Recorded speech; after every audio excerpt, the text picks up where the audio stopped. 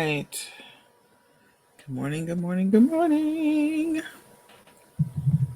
Sorry for the delay this morning, guys. I charged my phone last night and it just didn't work out for me because the charger was not charging. So, anyway, I had to wait until I had enough charge on my phone. But in any case, good morning. This is Nicole Whitlock with eCom Sellers.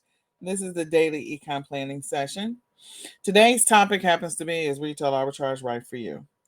So my passion is helping people on their e-commerce journey, helping them to get organized, get focused, get consistent in their business. And if that's you, I am here for you. You can schedule a free 20-minute coaching session by going to eCom Sellers, but we'll talk about that in just a minute. I'm going to try something new. We'll see what happens. So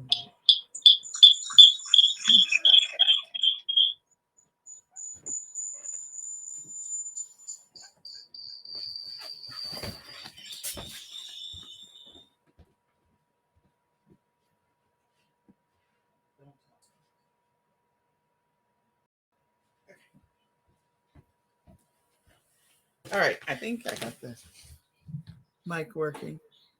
Just one second.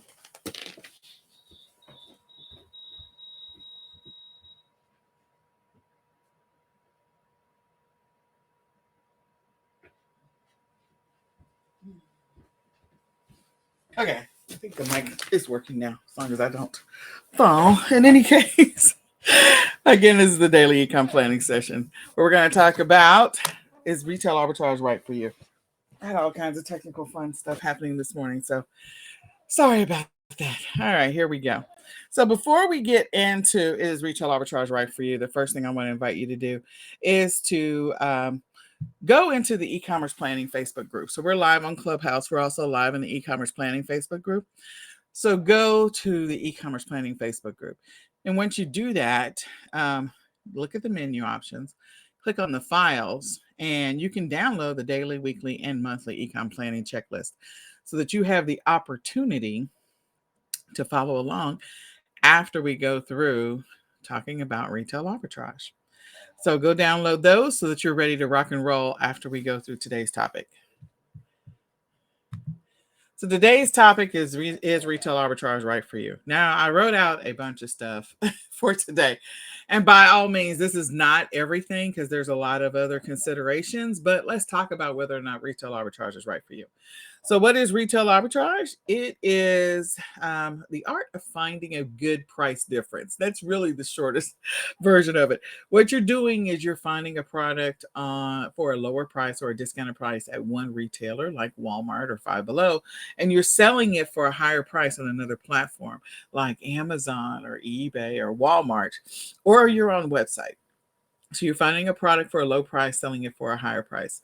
An example might be a baby bed. You might find, well, probably baby linens is probably a better choice because a baby bed is huge. But in any case, linens for a baby bed. So you might find them for a discounted price at Walmart. Maybe you find them for a good deal of maybe $10 and you sell them for 25 or $30 on Amazon. That might be an example. And there's many other examples that I could go through, but that's just high level. What you're doing is you're finding something at a retail store for a lower price and selling it for a higher price. So what can you sell? With retail arbitrage, you can pretty much sell anything. But here's the deal.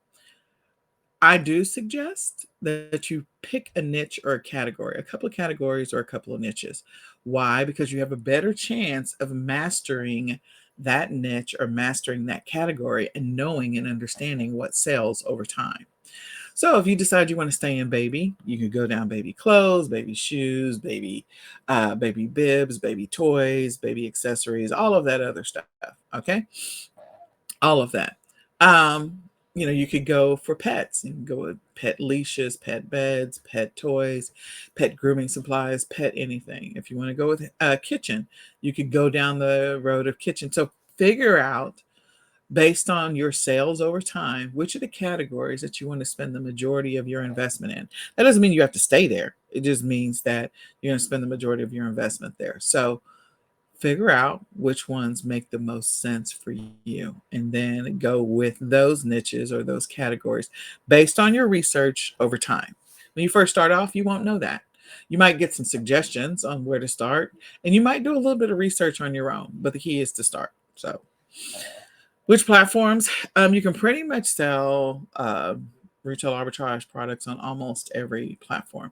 There may be some limitations or some restrictions, but I mean, including some of the mobile apps, including, like I said, Amazon, eBay, Walmart, Google Shopping, Shopify, like pretty much any of the platforms or websites that are reselling or marketplace platforms, you can pretty much sell almost on all of them. Just know what the requirements are for each one of the platforms and what the things are that you need to have available and you need to keep, and what you need to have in place in order to be able to sell some of those products.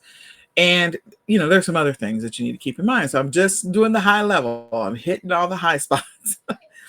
Next is, how many hours do you have to work to be able to make some money in retail arbitrage? You can choose. For some people, they only work 5 hours a week. That's not a lot of time, and that's not going to guarantee that you're going to make a lot of money. But if you're just looking for a little extra change, vacation money every year, let's say your vacations cost you $5,000 a year or $3,000 or whatever. You can make a couple $100 every single month for a year, and you'd have enough money for vacation. If you're looking to make it your full-time gig, you're definitely going to have to work more than 5 hours. You're going to have to put in more time than that. So again, you have to decide. And there's many different tasks in which you're going to engage in when you do retail arbitrage. But if you go through the daily ecom planning, or the weekly and the monthly, you'll know what those activities are. So again, some people, they work it full time. They work a full 40 hours. Sometimes people work 60 hours. Just depends on what numbers they're shooting for.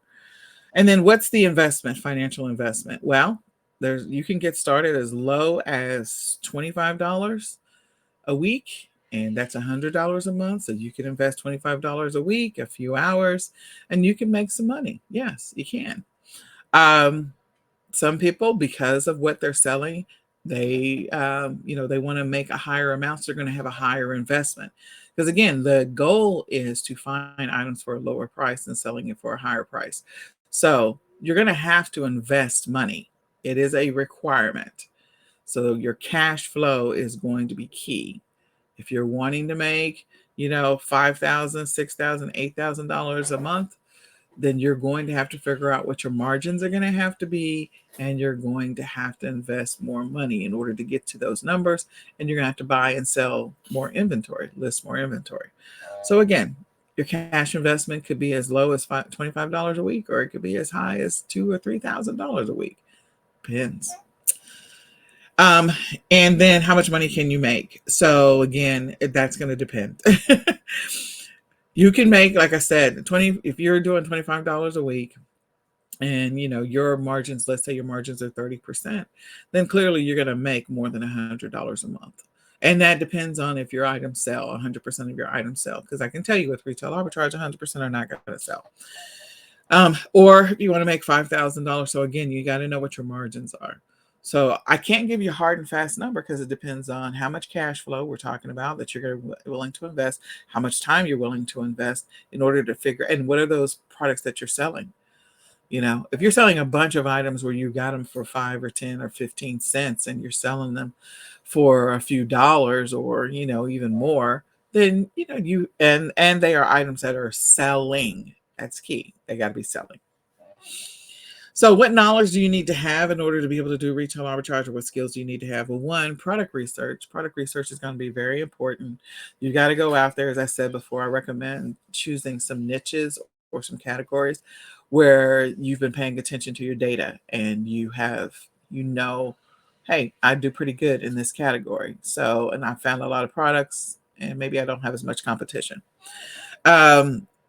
You got to be able to create good listings if you're creating them, unless you're on a platform where you're going to do what's called piggybacking, which is jumping on an existing listing that's already up. Okay. So you either need to know how to create good listings or what makes a good listing. And that's going to be important, because on some of these platforms, even when you piggyback, you can make some adjustments or additions to that listing in order to make it work. Okay. Then the next is analyzing your stats. As I said before, being able to do analysis, being able to look at the data is going to help you to get better at this retail arbitrage thing, figuring out what sells, what doesn't sell, what's moving, what's not moving. And it does require patience. You are going to need some patience. And that is a skill because not everything that you list sells immediately. And that is not uncommon. And not everything that you list is going to sell, period. So what are the pros and cons? Well, the pros are you can generate some quick cash. That is absolutely true. It is an easier side hustle, definitely, because you're just going out to stores. Look, we all go to the store anyway. We go to the store to buy groceries. We go to the store to buy supplies for our kids or our pets. We go to the store for different things. So we go to the store anyway. While you're there, you can do a little bit of research and then maybe find some products that you could potentially sell. You may have to also go to some specialty stores, but it's still a side hustle that you can do.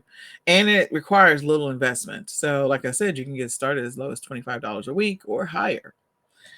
Cons, it is going to require some time investment to be able to go out to retail stores and find those items. Can you hire someone to do a shopper once you do some research on your own? Yeah. Again, research is part of this. Analysis is part of this. So time investment, whether it's yourself or maybe you hire somebody, cash flow. You have to be okay with the fact that you're going to have to invest money and wait. Okay. It's a fact of the matter. And not everything sells. You need to be prepared for that. You might find some items that you're like, oh, these are going to be hot selling items. But again, over time, you're going to get better at this analysis. You're going to get better at product research to figure out what is selling and what's not selling, what's moving, what's not moving. So you're going to get better at this over time, but not everything sells. There is constant competition. Depending on what it is that you're selling in which categories. For some categories, there's a lot of high competition. So if you niche down and niche down and niche down and find a specific thing that there is almost no competition or very little competition, you and that other person, that other seller, might be able to ride it out for a while. Or, maybe you put up something that is specific and no one else has listed it yet until, some piece of software finds that listing. Because that's the thing. With the competition, there's a lot of software out there in the universe to help you to do analysis and to do product research.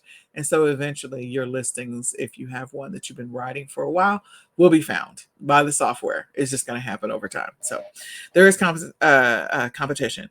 There may be some restrictions for the platform or requirements for the platform that you sell on. Some things that you want to sell or some things that you've required, you may not be able to sell based on that specific platform. So maybe you have to go sell it on another platform. So I hope this is a lot to think about. I hope that you use this information to help you to make some decisions about doing retail arbitrage and what may or may not be right for you. The thing that I appreciate about it, we're going to go through this series on what's maybe it's right for you or what's not. Give you some pros and cons to think about for every single one of the e-commerce methods that may or may not work for you. But again, now you know what your time and your money investment may be, but again, it really depends on you and what you have available. People can make full-time income doing retail arbitrage, trust me. And there are people that can get $1 million in sales or more, or have $1 million in profit because they have a team and they are going hard in the paint with this specific method of e-commerce. So yes, you can make a lot of money with retail arbitrage. So come back, share this out with a friend. Tune in tomorrow for the next one on which method of e-commerce might be right for you. But share this out with a friend. Let somebody know about this series so that way we can talk about what maybe makes right sense for you.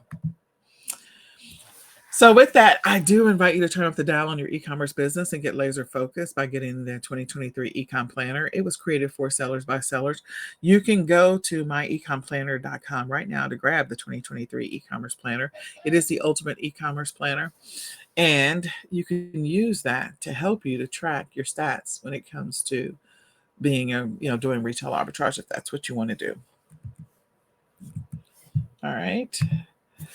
And you can schedule a free 20-minute coaching session by going to ecomsellers.com, clicking on free resources to schedule your free 20-minute coaching session.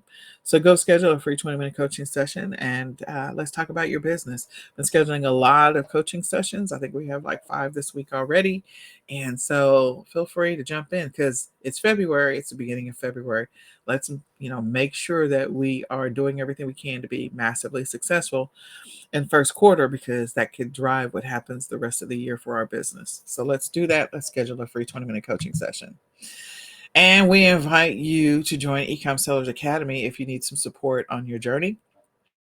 It's terribly affordable. It's $17.99 a month. You can go to ecomsellersacademy.com to sign up and become a member. You get free weekly training sessions, free leads every single week, arbitrage leads every single week, free wholesale list every single week, and as a paid member. In addition to that, you also get live weekly trainings. You get live weekly trainings, and you also get live Q&A. So feel free to join eCom Sellers Academy, along with the fact that you gain access to over 200 plus training videos. So go to ecomsellersacademy.com, and if you sign up for the lifetime, you will get a free e-commerce planner with that. So now we're going to go through the daily ecom planning checklist. So if you didn't go download it before, go download it now.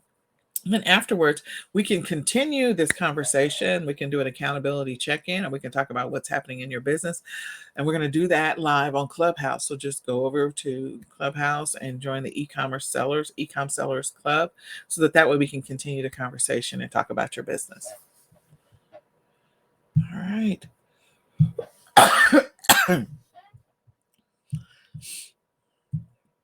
All right. So with that, we're going to go through the daily ecom planning checklist because our goal is to be intentional and to be consistent in our business all the time. So with that, there's 3 things that we are going to talk about when it comes to daily planning. The first one is the things that we do the night before. The next one is the things that we do the morning of, which is right now. And the next are advanced planning, things to think about. So the first one, what are the things that we do the night before? One, before we go to bed, we're going to assess our day or review our day or rate our day based on what we had on our agenda for the day, what was on our checklist, what was on our to-do list, what was on our goals or schedule for the day, and how much progress did we make towards those. Hopefully we made some progress. We're going to celebrate the things that we did get done. We're not going to beat ourselves up over the things we didn't get done, but we are going to, what are the things we need to carry forward, and we're going to be happy that we did make some level of progress. We're also going to use that information to potentially make a better schedule in the future. Number 2, before we go to bed, we're going to go through and update our daily tracking stats. Those are stats around our business. The things that, the things that we're tracking, like the number of listings we created, items we sold. In addition to that, listings we reworked, what was our mileage, what were our expenses, what were our profits for the day. So there's a bunch of different stats that we track that are inside the e-commerce planner that are all about staying productive, being productive, and staying productive. So if you update those stats on a daily basis, that will help you increase or improve your productivity in your e-commerce business.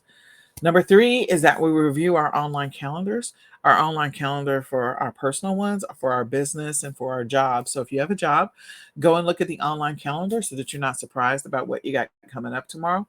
The next is look at your personal calendar, or if you created a calendar for your business, what's coming up tomorrow, what's your focus need to be, what are the things you need to do. You may have a doctor's appointment you got to deal with tomorrow morning, then you're like, oh, I forgot about that. So then you're rushing first thing in the morning. So let's not react to our life. Let's actually be proactive and look at this stuff in advance so we're not caught off guard and we have a game plan for success for tomorrow. And then last but not least, we are going to build our schedule or review our schedule for tomorrow. It's all about either writing out the things that we want to accomplish, the things we want to get done in our business, what our game plan is for the day, or even for the week. So if you participate in the weekly planning sessions, we go through and we plan out our entire week. If you haven't participated in those, I invite you, you can go back and listen to the replay. It's live on Clubhouse. It's also available in the e-commerce planning Facebook groups or either one of those. In addition to that, writing out your schedule the day before is one of the top qualities or one of the things that's consistent for those people that are high income earners. So you want to build the habits of those that you're trying to aspire to be like. So build your schedule the night before so that way you'll be well on the road of being proactive and doing some advanced planning and helping you to get to where you got to do in some cases what others are doing so you can get where they are. And if you want to be a high income earner in this e-commerce space, that's one of the things that I suggest that you do is build your schedule the night before. Now, here's the deal. If you're a person that is extremely organized and you really are very consistent about what you do every single day and how you do what you do, then building out a detailed schedule may not be necessary for you. You may just need to build out your top 3 or top 5 things that you want to focus on in addition to your regular routines, established routines. But if you don't have established routines, if you're very random, if you're the person that at the end of the day, you're trying to figure out what did I even accomplish today? What did I get done? Then building out a detailed schedule to help you regain time, reclaim time, gain control of where you're wasting or spending time may help you over time. But it's going to require your level of consistency in order to do that. So, building out a day schedule that's more detailed, maybe you write out the things that you're going to do in the morning, the afternoon, and the evening. Or if you want to get more detailed, you write down what you're doing each hour so that way you can regain control of where you're wasting time. Because time is money and time is finite and you cannot get it back once you waste it. You can't get it back. So I encourage you to build out a detailed schedule if you are that person. If you're not, build out your top 3 or top 5 if you're very, very organized and you just want to make sure that you stay on top of the things that are priorities for the week. Okay. The next thing is the things we're going to do the morning of. That's right now. So the first thing we're going to do is we're going to reassess yesterday. The reason we do that is because at the end of the day, sometimes we're fatigued, we're tired, and we don't always think of everything. So we're going to go back and re-review it. The reason we do that is because we want to learn from yesterday. What did we not accomplish and why didn't we accomplish those? We're not going to beat ourselves up about it. We're just going to make sure that we learn from it.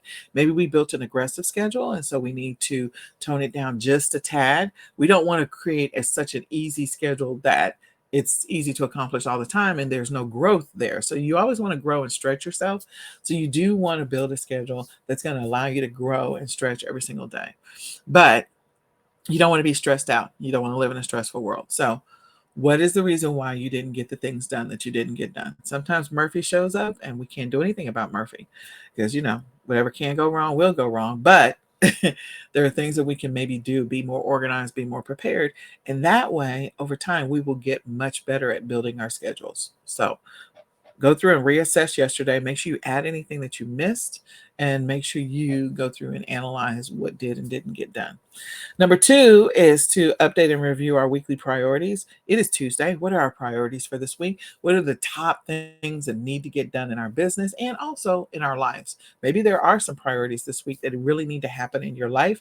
And so again, this looking at your schedule is not about just focusing on your business because you don't operate your business in a vacuum and you don't operate your life in a vacuum. They work hand in hand. You spend X number of hours in your business every day, and you also spend X number of hours with your family and your pets and everyone else in the world in your life. So you don't spend all 16 hours of your waking hours in your business. You don't. So you need to figure out what are the top priorities? And again, during the weekly planning session, we go through and we identify the priorities for this week. So maybe this week, this is the week that you're going to put up your listings for Easter, or maybe you're going to put up your listing or you're going to do product research for Mother's Day. What was on your list for this week for priorities? And then what are the habits that we're tracking for this week? That's important. The next is to go through and glance at your monthly plan. This is February. We're at the beginning of February. This is the first full week in February. So we want to make sure that we're doing everything that we can to be as successful in the month of February and to reach all of our February goals. So we're going to glance at our goals for February. We're going to glance at what we had for priorities for this week. And we're going to hopefully make sure that everything that we're doing this week and today are contributing towards those goals, achieving the goals that we had established for the month of February. Next, we're going to go through and we're going to review or rewrite the schedule that we wrote last night. That was a lot of R's there. But anyway, we're going to go through and either re-review or rewrite what we wrote for today's schedule. Why are we going to do that? Because we need to make sure that based on the priorities for this week and based on the priorities for the month, that those two things that we're doing, those two, that we've incorporated those into today's activities. Because Our daily activities contribute to our weekly success. Our weekly activities contribute to our monthly success. Our monthly activities contribute to our quarterly success, and our quarterly activities contribute to our yearly success. So, whatever goals you have for the year, it starts with what you do every single day. It does. So we're going to go back and re-review our schedule for today, make sure that we're on point for what we had for today. In addition to that, we're going to go through and we're going to make adjustments if we need to. Once we have rewritten the schedule, if we have to, then we're going to speak it into existence. We're going to step into the day. We're ready to rock and roll. We're ready to get this train on the tracks, and we're ready to take off. So that way, all throughout the day, as we get redirected or get distracted or get whatever, that we are pulled back to the schedule that we already committed to, the one that's already in our brain from last night and the one that's kind of refreshed in our brain for this morning. Okay. So hopefully it will help us to stay on track as much as possible. You also need to identify what's the main thing for today. If there is nothing else that gets done, because emergencies happen, life does happen. What is the one thing that you want to get done no matter what?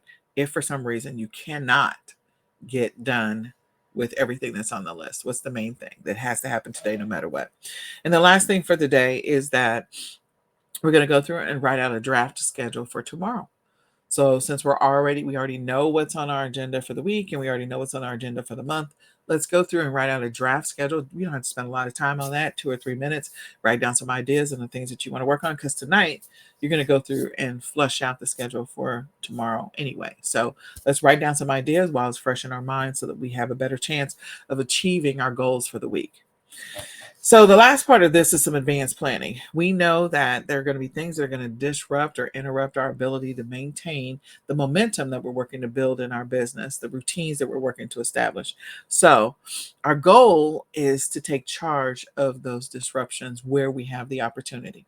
Getting into a car wreck or getting a call that your child has broken his arm at school, those are things you can't control. Those are true, caught you off guard, true emergencies. Or just unexpected things.